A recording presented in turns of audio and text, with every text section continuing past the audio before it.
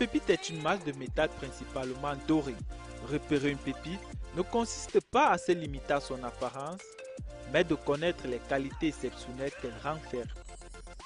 Pour traverser les apparences qui pourraient s'apparenter à de l'or, sans vraiment l'être dans le fond, nous avons pris le cap dans l'arrondissement de Yaoundé 4e.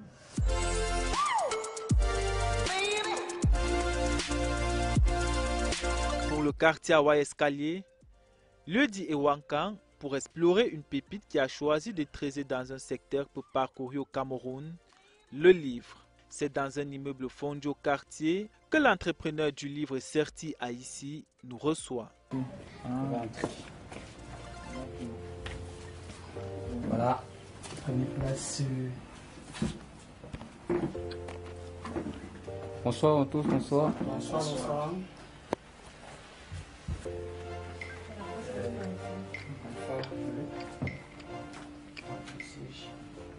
Des études n'étant pas encore achevées, ce natif de la Lekié, région du centre Cameroun, ambitionne d'apporter un nouveau souffle à la littérature camerounaise. Certi Haïssi est un jeune Camerounais au début de la trentaine qui voit le jour dans la ville de Douala et donc originaire pourtant de la Lekié et précisément du village Koléodo et Tom, car je suis un enfant béti, précisément Eton.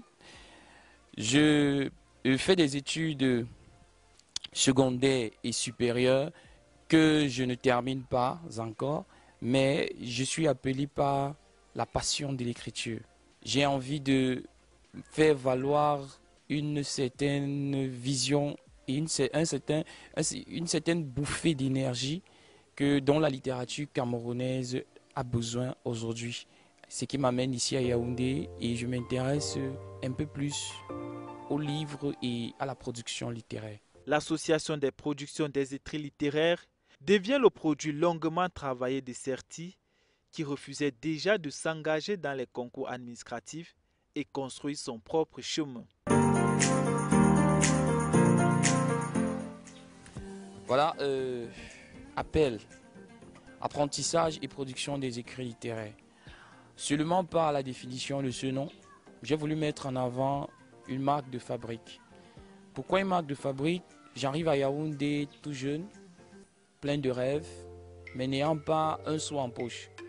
Alors je me mets dans la tête de vouloir écrire et devenir auteur, ce qui n'est pas chose aisée dans le contexte dans lequel je me trouvais. Je m'acoquine, je me mets en confrérie avec d'autres écrivains en devenir.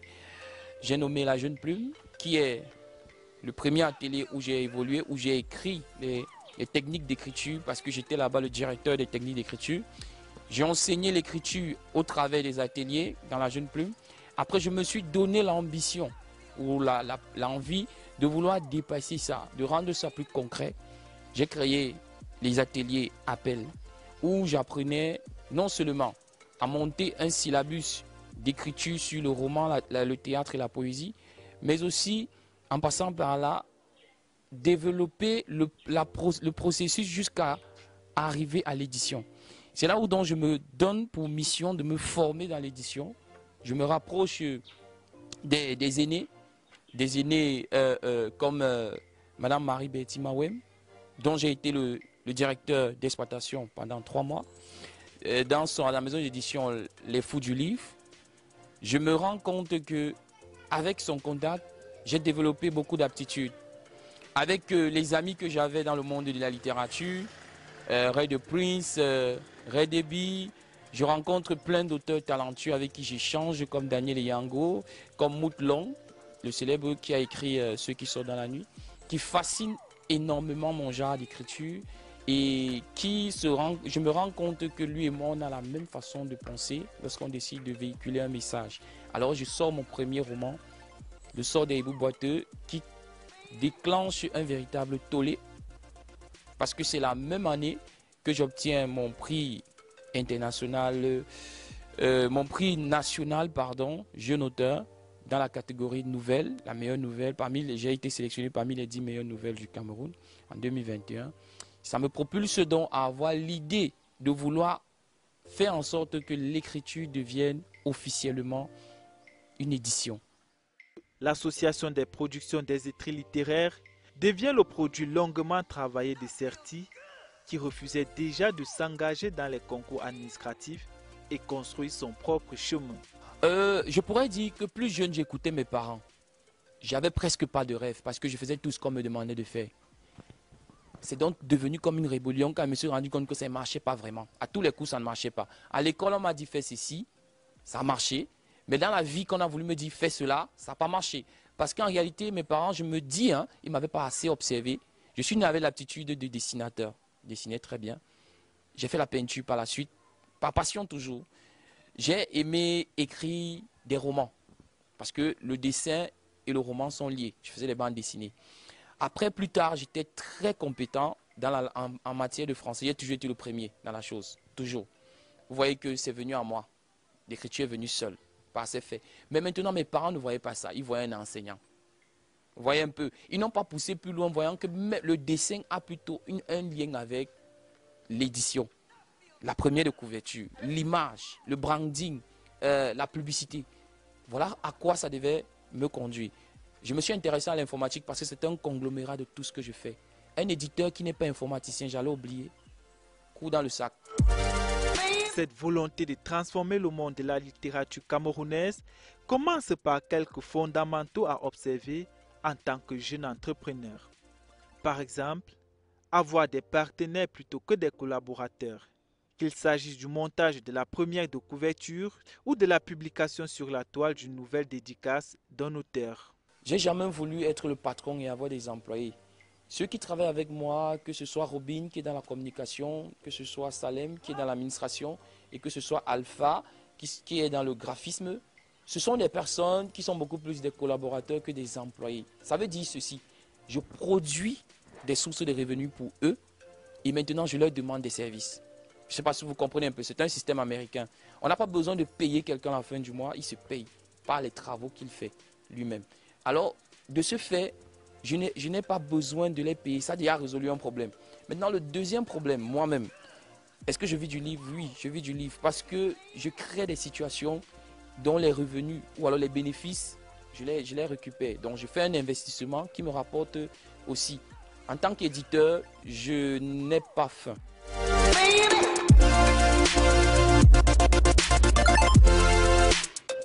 C'est en respectant ces fondamentaux fixés par Certi et son équipe que la maison d'édition Appel retentit. Entreprise du livre spécialisée dans la production des écrits littéraires, les éditions Appel se concentrent sur plusieurs genres éditoriaux, mais négligés du commun des Camerounais. Vous allez certainement le découvrir au montage. Et on a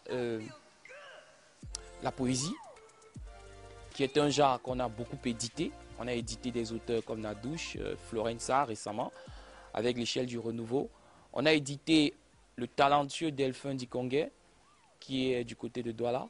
Et on a dans notre JBC encore plein d'autres auteurs qu'on va bientôt éditer, comme Duravien et autres, qui font dans la poésie. Au-delà de la poésie, on a le roman, avec la romancière, notre romancière best-seller de YouScribe, de Nathalie Flore, j'ai nommé Nathalie Flore, qui a déjà vendu plus de 6000 exemplaires, ce qui est un véritable espoir en 4 mois. Alors, c'est beaucoup plus elle, avec ses 2 romans, Le combat du maire célibataire et Pour le meilleur et les coups, qui a propulsé la notoriété de la maison. En dehors d'elle, on a aussi Sacrifice oublié de Aladji Diakissam, qui se trouve du côté de l'extrême nord, un prolifique auteur, enseignant d'espagnol, pardon. Et on a aussi une pièce de théâtre écrite par un jeune étudiant en master, Michael Nemba. Il a écrit Hécatombe, qui est un cri de désespoir, un cri de dénonciation lié à l'assassinat des journalistes de façon illicite qui se produisent souvent dans les pays. Et au-delà de ça, on a aussi produit quelques essais. Par exemple, L'ordre du rajouté de Dylan Sadeo, qui est prix national note de lecture, un brillant écrivain. très jeune de 22 ans, mais qui a une plume assez exceptionnelle. Les services de la jeune maison d'édition d'Appel touchent toutes les catégories de personnes ayant pour besoin de transformer la société par les écrits. Une particularité pour l'entreprise Appel, l'étape de la relecture des manuscrits se fait gratuitement. Écrivain ou non, et même africain, et dans le monde et partout dans le monde entier, parce qu'on fait des éditions à distance aujourd'hui avec le numérique. Notre édition est à 70% numérique et 30% physique. Parce qu'on s'est rendu compte que le livre physique a des difficultés dans l'écoulement. Ça fait que l'auteur a souvent des difficultés à se faire éditer parce qu'on lui demande 600 000 par exemple pour avoir les livres physiques. Or, avec beaucoup moins que ça, pratiquement la moitié, on peut vous faire un livre numérique et votre livre numérique vous donne de quoi rembourser vos dépenses quelques mois après. Donc c'est pour dire ceci. Lorsque on décide d'éditer, on édite tout le monde qui a la compétence d'écrire d'un, ou alors tous ceux-là qui sont capables de raconter une histoire même orale qui pourra être transcrite par la suite. Quelle que soit la catégorie de la personne, intellectuelle ou non, on est capable de déceler la justesse de l'intrigue, l'originalité de l'histoire et mettre ça sur papier. C'est en exploitant les opportunités du numérique que l'enseignant décide de joindre sa passion de l'écriture, sa formation dans les métiers de l'édition et ses connaissances dans le domaine de l'informatique. Il différencie ses concurrents par la stratégie commerciale et les conditions de collaboration avec ses auteurs. Loin de faire une promotion tapageuse autour de ma maison d'édition, je pense que j'apporte une certaine différence. Parce que jusqu'ici, je n'ai pas eu un auteur qui s'est plaint du travail Appel Édition, je n'ai pas eu de retour, je n'ai pas eu de publicité, je n'ai pas eu de promotion. Ce qu'on fait, c'est qu'on fait une promotion particulière pour l'auteur. Lorsqu'on reçoit d'abord le manuscrit, il est gratuit. On le reçoit gratuitement. On ne demande pas d'argent aux auteurs. Il faut 10 000 pour lire votre manuscrit. On le reçoit gratuitement, ce qui est déjà un avantage considérable pour cette jeunesse-là qui veut se faire éditer. De deux, on a 3 types de contrats. On a le contrat à compte mixte, c'est-à-dire, on appelle le contrat aussi participatif. L'auteur et l'éditeur donnent 50-50. Il y a le contrat à compte d'auteur où l'auteur décide de financer son ouvrage et cet ouvrage lui appartient. Les droits de cet ouvrage lui appartiennent.